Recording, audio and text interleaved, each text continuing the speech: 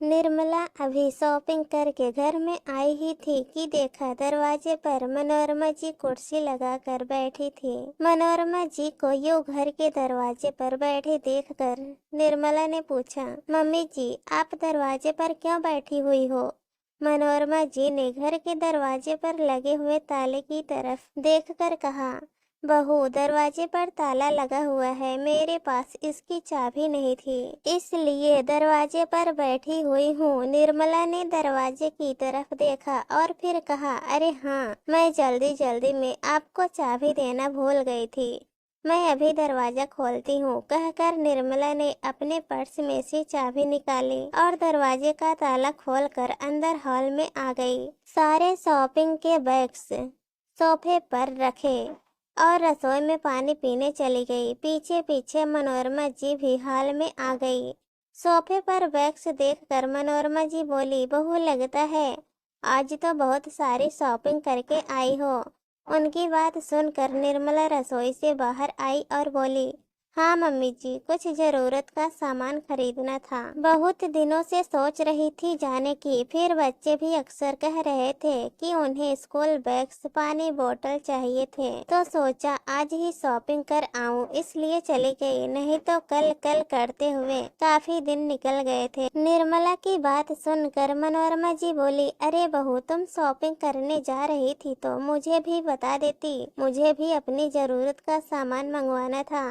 कुछ blouse piece मंगवाने थे ब्लाउज सिलवाने के लिए, क्योंकि मेरे सारे ब्लाउज पुराने हो चुके हैं।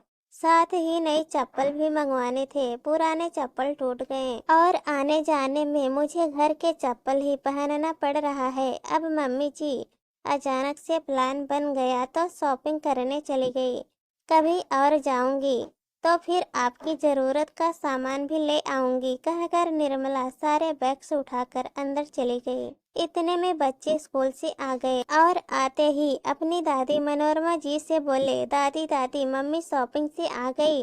अरे तुम्हें पता था कि मम्मी बाजार गई है? हाँ, कल रात को ही मम्मी ने बता दिया था, तभी तो हमने उन्हें अपनी जरूरत का सामान बताया था। आज हमारे लिए नया नया सामान आएगा और आपको पता है पिज्जा भी आएगा। कल रात को ही बता दिया, पर बहू तो कह रही थी कि सुबह अचानक शॉपिंग का प्रोग्राम बना है। सोचते सोचते मनोरमा जी को सब समझ में आ रहा था कि निर्मला ने जानबूझकर ऐसा किया है। निर्मला अक्सर ही ऐसा करती थी, कभी भी मनोरमा जी से पूछकर नहीं जाती कि उन्हें कोई सामान चाहिए या नहीं। ऐसा नहीं था कि रोहन उसे पैसे नहीं देता था, पर फिर भी पता नहीं क्यों ऐसा क्यों करती थी। मनोरमा जी अपने बेटे रोहन और बहू निर्मला के साथ रहती थी। उनके दो बच्चे थे, आरव और आयुष, दोनों अभी 7 साल के ही थे। पहले मनोरमा जी गांव में रहती थी, लेकिन पति के देहांत के बाद रोहन उन्हें अपने साथ ही ले आया।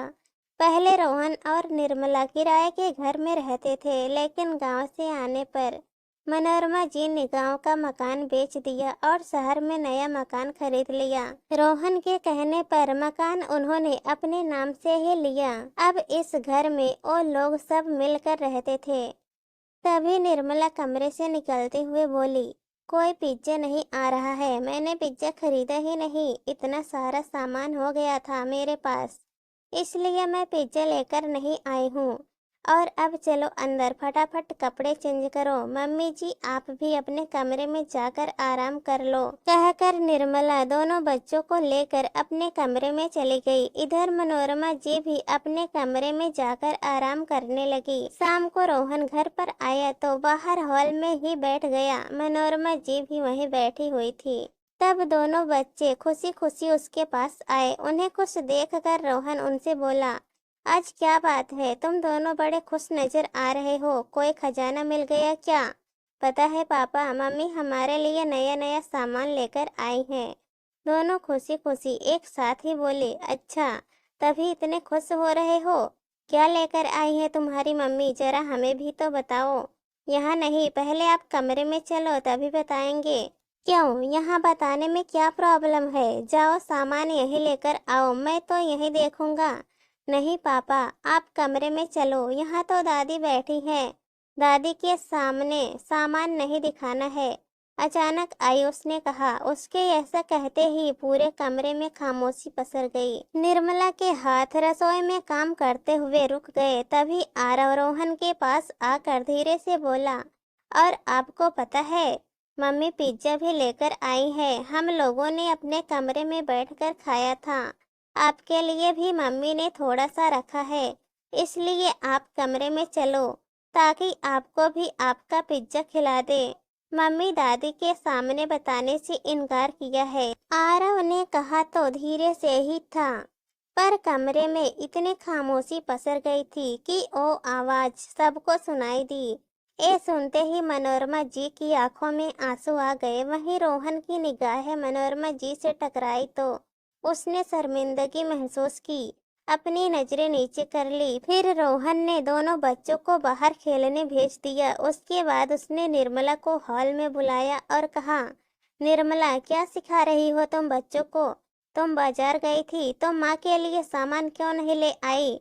रोहन के सवाल पूछते ही निर्मला ने घबराते हुए कहा, मम्मी जी की तो हर महीने 12,000 रुपए पेंशन आती है।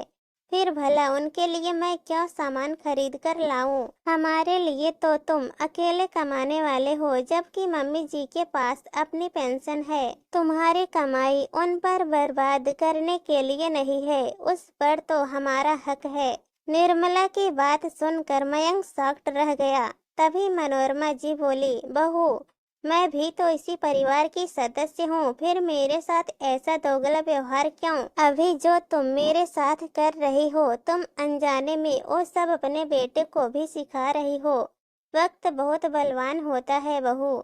आज मैं जिस जगह हूँ, कल तुम उस जगह भी हो सकती हो। मेरे पास तो फिर भी पेंशन का सहारा है, पर तुम्हारा पति तो प्राइवेट जॉब करता है। तुम्हारे साथ क्या होगा इसका अंदाजा भी है तुम्हें?